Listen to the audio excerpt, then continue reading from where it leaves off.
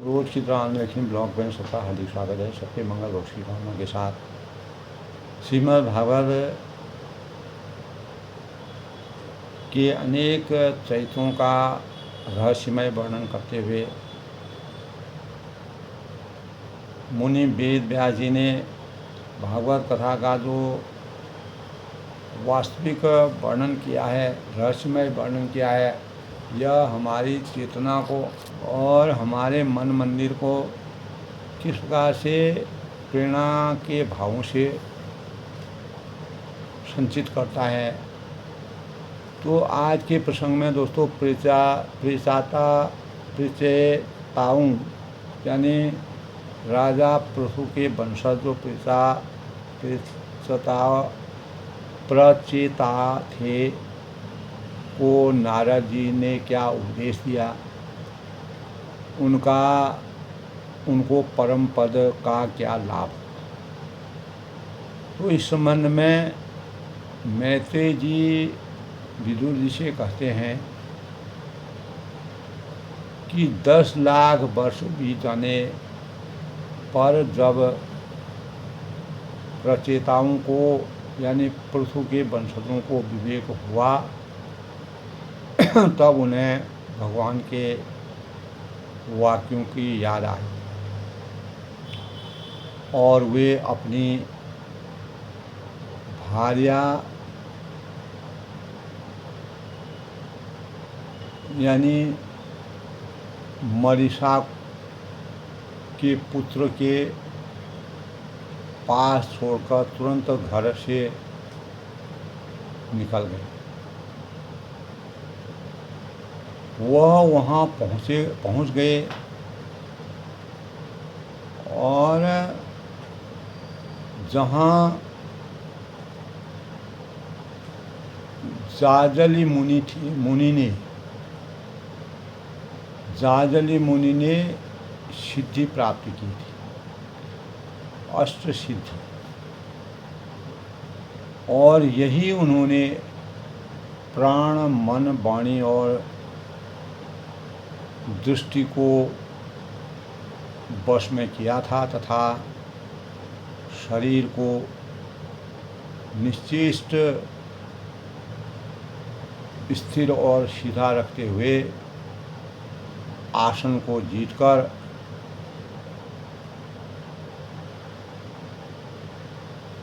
चित्त को परम ब्रह्म परमेश्वर में लीन कर दिया, भक्ति में पूर्ण रूप से समाहित हो गए, लीन हो गए। तो नारद जी को आया देखकर जो प्रचेता गण थे खड़े हो गए। नारद जी त्रिकालदर्शी थे, श्रेष्ठ मुनि थे और अंतर्मन की बात जानने वाले थे, और प्रणाम करके आदर सत्कार पूर्वक उपदेश और समय के अनुसार उनकी विधिवत पूजा उन्होंने की। तो इससे पहले दोस्तों, तो कल के प्रसंग में दोस्तों प्रचेताओं को श्री विष्णु भगवान का वरदान कैसे प्राप्त हुआ, विदुर जी ने इस संबंध में पूछा कि हे राजन, हे ब्रह्मन यानी नारद जी ब्रह्मा प्रचेताओं के ने रुद्र गीत के यानी भगवान शिव के गीत द्वारा श्रीहरि की स्तुति करके क्या सिद्धि प्राप्ति की, विस्तार से उसका वर्णन कीजिए। तब मैत्रेय जी ने कहा कि विदुर जी से कि प्रचेताओं की यानी पृथु के वंशज जो थे ने भगवान शिव के गीत यानी रुद्र गीत के द्वारा श्रीहरि के को प्रसन्न कर लिया और तपस्या करते 10,000 वर्ष बीत जाने पर पुराण पुरुष श्री नारायण अपनी मनोहर क्रांति द्वारा उनके सामने प्रकट हुए। भगवान की भक्ति साकार हुई। तो भगवान ने कहा, श्री भगवान ने तब प्रकट होने के बाद कहा कि मैं तुमसे अत्यंत ही प्रसन्न हूँ और मुझसे वर मांगो। फिर भगवान ने उनसे कहा कि इंद्र की अप्सरा जो ब्रह्मलोचा ने एक कन्या उत्पन्न की थी, जिसे छोड़कर वह स्वर्गलोक को चली गई, और वृक्षों ने उस कन्या को पाला पोसा, और मेरी आज्ञा है कि शीघ्र ही तुम उस कन्या से विवाह कर लो, और तुम लोग मेरी कृपा से 10 लाख दिव्य यानी अनेकों वर्षों तक पूर्ण बलवान रहकर दिव्य भोग भोगो, और अंत में मेरे इस लोक के भोग से उपरत होकर, निवारण होकर मेरे परम धाम को जाओगे। तो जिन लोगों के कर्म भगवत दर्पण वृद्धि से होते हैं और जिनका सारा समय भगवान की भक्ति कथा और वार्ताओं में ही बीतता है, वे गृहस्थाश्रम में रहें तो भी घर उनके बंधन का कारण नहीं बनता है। तो तुम भी गृहस्थाश्रम के भोग कर उसके बाद मेरे परम धाम को जाओगे। तो प्रेताओं ने, पृथु के जो वंशज प्रेताओं ने श्री हरि के दर्शन पाकर कहा कि हे प्रभु, आप भक्तों के क्लेशों को दूर करने वाले हैं, दुखों को दूर करने वाले हैं, सांसारिक बंधनों से मुक्त करने वाले हैं, और हम आपको नमस्कार करते हैं, आपका नमन करते हैं, ध्यान करते हैं। आप ही प्रत्येक जीव प्राणी के अंदर अंतर्यामी रूप में विद्यमान हैं, विराजमान है। इसीलिए हमारी छोटी सी छोटी कामना भी आप जान लेते हैं। आप हम पर प्रसन्न होकर इससे बढ़कर और हमें क्या चाहिए, हमको और कुछ नहीं चाहिए। तो हम आपसे केवल यही कामना करते हैं, यही मांगते हैं कि जब तक आपकी माया से मोहित होकर हम अपने कर्मों के अनुसार संसार में भ्रमण करते रहें, और तब तक जन्म जन्म में हमें आपकी ऐसी प्रेमी भक्तों का संग प्राप्त होता है। तो हम तो भगवत भक्तों के क्षण भर के संग के सामने स्वर्ग और मोक्ष का सुख भी हमारे लिए कुछ नहीं। अर्थात भगवत भक्तों के यहाँ भगवान की मधुर मधुर कथाएं होती रहती हैं, जिनके सुनने मात्र से ही जीव की भोगों की इच्छा शांत हो जाती है। तो किसी प्रकार की भी भोग कामना अपने अंतःकरण में नहीं रहती है। भगवान आपके प्रिय सखा भगवान शंकर जो हैं, यानी ब्रह्मा विष्णु महेश, क्षण भर के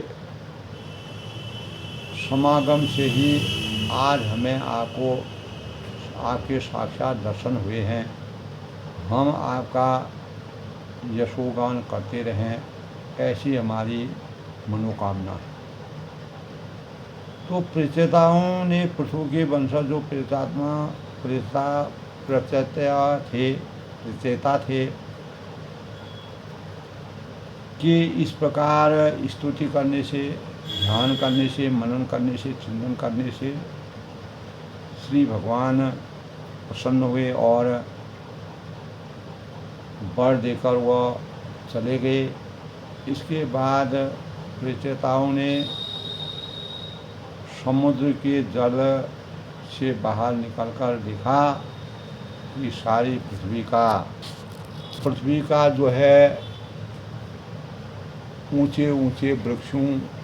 सारी पृथ्वी ऊंचे ऊंचे वृक्षों से ढक दिया है। यह देखकर वे वृक्षों को देख करके बड़े कुपित हुए, परेशान हुए और सारी पृथ्वी को वृक्षी रहित करने के लिए अपने मुख से प्रचंड वायु और अग्नि को छोड़ा, क्योंकि भगवान का वरदान प्राप्त हो गया था। जब ब्रह्मा जी ने देखा तो प्रचेता समस्त वृक्षों को भस्म कर रहे हैं, तब वे शांत करने आए और उस मरीषा नाम की जो कन्या को ही उन्हें श्राप दिया, उनको यानी उस मरीषा नाम की कन्या को उनको सौंप दिया, उनके सुपुर्द कर दिया। तब प्रचाताओं ने उस कन्या से विवाह किया और नवीन प्रजा उत्पन्न की, सृष्टि की नवरत्ना। इसी के संबंध में तब प्रचेताओं को नारद जी का उपदेश और उनका परम पद का लाभ कैसे मिला, तो नारद जी ने कहा कि राजाओं द्वारा लोक में मनुष्य का यही जन्म, वही कर्म, वही यानी आयु, वही मन और वही वाणी सफल है, जिसके द्वारा सर्वात्मा सर्वेश्वर श्री हरि का सेवन किया जाता है। तो जिनके द्वारा अपने स्वरूप का साक्षात्कार कराने वाले श्री हरि को प्राप्त न किया जाए, उन माता पिता की पवित्रता, शुद्धता से, यज्ञोपवीत संस्कार से एवं यज्ञ दीक्षा से प्राप्त होने वाले उन 3 प्रकार के श्रेष्ठ जन्मों से वेदों का, कर्मों के, देवताओं के समान दीर्घ वायु से, यानी दीर्घ आयु से, तप से, वाणी की चतुराई से, संन्यास और वेदाध्ययन से, वेदों के अध्ययन से तथा बल, वैराग्य आदि अन्य कल्याण साधनों से क्या लाभ है। तो जिस प्रकार वृक्ष की जड़ खींचने से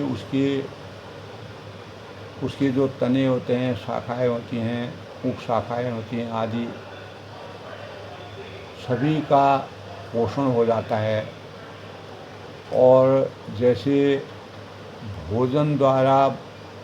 प्राणों की तृप्ति करने के लिए समस्त इंद्रियां पुष्ट होती रहती हैं, उसी प्रकार श्री भगवान की पूजा ही सबकी पूजा है। अर्थात वे भक्त वत्सल भगवान समस्त जीवों पर दया करते हैं। समस्त जीवों पर दया करने से जो कुछ मिल जाए उसी से संतुष्ट रहने से तथा समस्त विषयों से निवृत्त करके शांत करने से शीघ्र ही प्रसन्न हो जाते हैं। तो भगवान को लक्ष्मी जी की भी परवाह नहीं तथा उनकी इच्छा करने वाले जो नरपति और देवताओं की भी कोई परवाह नहीं है। तो इतने पर भी वे अपने भक्तों के तो अधीन हो सकते हैं। तो तब वह कहते हैं कि तो अहो ऐसे करुणा के सागर दया के धाम श्री हरि को कोई भी कृतज्ञ पुरुष थोड़ी देर के लिए कैसे छोड़ सकता है, क्योंकि उसका अंतः जो है भगवान श्री हरि के चरणों में पूर्ण रूप से समर्पित हो जाता है। तो इस संबंध में श्री सुखदेव जी कहते हैं कि राजन, जो पुरुष भगवान के शरणागत या पर समागवत राजाओं का यह पवित्र चरित्र सुनेगा, ध्यान करेगा, चिंतन करेगा, गूढ़ता से अध्ययन करेगा, उसे दीर्घ आयु, धन, सुयश, क्षेम, सद्गति और ऐश्वर्य की प्राप्ति हो। तो इसी प्रकार दोस्तों आज के श्रीमद् भागवत के प्रसंग में पृथु के वंशज प्रचेताओं को अपार ज्ञान की अनुभूति हुई, भगवान के दर्शन हुए और सांसारिक माया मोह के बंधनों से मुक्ति पाकर नारद जी के उपदेशों, भगवान के प्रति जो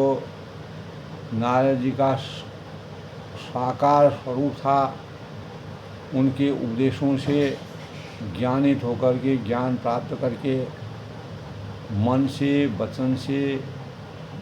मनसा वाचा कर्मणा से उनके उपदेशों को सुनकर के और उनको परम पद का कैसे लाभ हुआ, वह आज के प्रसंग की सबसे बड़ी रस्म है। तो नारद जी ने कहा कि इस लोक में, इस सांसारिक जीवन में मनुष्य का सही जन्म, वही कर्म, वही आयु, वही मन और वही वाणी सफल है जिसके द्वारा सर्वात्मा सर्व ईश्वर श्री हरि का सेवन किया जाता है। अर्थात जिनके द्वारा अपने स्वरूप का साक्षात्कार कराने वाले श्री हरि को प्राप्त न किया जाए, उन माता पिता की पवित्रता से, यज्ञोपवीत संस्कार से एवं यज्ञ दीक्षा से प्राप्त होने वाले उन 3 प्रकार के श्रेष्ठ जन्मों से वेदोक्त कर्मों से देवताओं के समान दीर्घ आयु के से, तप से, वाणी की चतुराई से, संन्यास और वेदाध्ययन, वेदों के अध्ययन से तथा व्रत, वैराग्य आदि अन्य कल्याण साधनों से क्या लाभ है। तो जिस प्रकार वृक्ष की जड़ सींचने से उसका तना है और शाखा है और उपशाखा है आदि सभी का पोषण हो जाता है, और जैसे भोजन द्वारा प्राणों को तृप्त करने से समस्त इंद्रियां पुष्ट हो जाती हैं। उसी प्रकार श्री भगवान की पूजा ही सबकी अनन्य पूजा है। उसी में संभावों की प्राप्ति है, भगवान का आशीर्वाद प्राप्त है। इस प्रकार दोस्तों आज के प्रेरणादायक भगवत कथा का प्रसंग संपूर्ण होता है और प्रेचाताओं यानी पृथु के वंशज को श्री नारद जी का उद्देश्य और उनको परम पद की प्राप्ति का लाभ कैसे होता है उसका बड़ा ही रहस्यमय वर्णन मुनि वेद व्यास जी ने बड़े ही माणिक ढंग से किया है। सबके मंगल भविष्य की कामना के साथ मैं वाणी को विराम देता हूँ। कल किसी नए विषय से